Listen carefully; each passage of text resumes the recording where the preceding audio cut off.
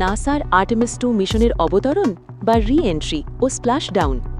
ভাবুন তো, হাজার হাজার কিলোমিটার দূর থেকে চাঁদের কাছাকাছি ভ্রমণ শেষে একদল নভোচারী আবার পৃথিবীতে ফিরে আসছে।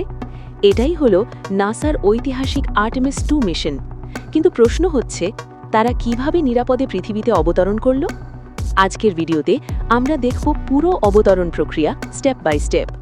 1. পৃথিবীর দিকে যাত্রা শুরু। চাঁদের কক্ষপথ থেকে ফিরে আসার সময় নভোচারীরা থাকে ওরায়ন স্পেসক্রাফটের ভিতরে।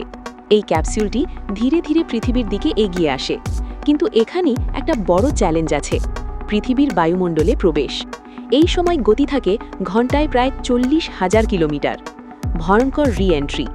পৃথিবীর বায়ুমণ্ডলে ঢুকতেই ক্যাপসিউলের চারপাশে তৈরি হয় আগুনের মতো প্লাজমা। তাপমাত্রা পৌঁছে যায় প্রায় 2800 ডিগ্রি সেলসিয়াস। এই অবস্থায় বাঁচার একটাই উপায়, তা হলো শক্তিশালী হিট শিল্ড। ওরায়নের হিট শিল্ড বিশেষভাবে ডিজাইন করা যাতে তাপ সহ্য করে ভেতরের নভোচারীদের নিরাপদ রাখে। 3. প্যারাশুট খুলে গতি কমানো। বায়ুমণ্ডল পেরিয়ে আসার পর ধীরে ধীরে ক্যাপসিউলের গতি কমানো হয়। প্রথমে ছোট ড্রোগ প্যারাশুট খোলে, এরপর বিশাল 3টি মেন প্যারাশুট। এই প্যারাশুটগুলো ক্যাপসিউলের গতি কমিয়ে আনে নিরাপদ লেভেলে। 4. সমুদ্রে স্প্ল্যাশ ডাউন। অবশেষে ক্যাপসিউলটি পড়ে সমুদ্রে। এটাকে বলা হয় স্প্ল্যাশ ডাউন। সাধারণত প্রশান্ত মহাসাগরে অবতরণ করা হয়। এরপর হেলিকপ্টার ও উদ্ধারকারী জাহাজ দ্রুত ঘটনাস্থলে পৌঁছে এবং নভোচারীদের নিরাপদে উদ্ধার করে।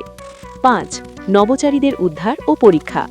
উদ্ধারের পর নভোচারীদের নিয়ে যাওয়া হয় বিশেষ মেডিকেল টিমের কাছে, কারণ দীর্ঘ মহাকাশ ভ্রমণের পর শরীর দুর্বল হয়ে যায়, মাধ্যাকর্ষণে ফিরে আসতে সময় লাগে। নাসার আর্টেমিস 2 মিশনের অবতরণ শুধু একটি ল্যান্ডিং নয়, এটি একটি অসাধারণ প্রযুক্তিগত সাফল্য। হাজারো ঝুঁকি পেরিয়ে নিখুঁত পরিকল্পনা আর প্রযুক্তির মাধ্যমে নভোচারীরা নিরাপদে ফিরে আসে পৃথিবীতে। এটাই ভবিষ্যতের চাঁদ ও মঙ্গল মিশনের ভিত্তি।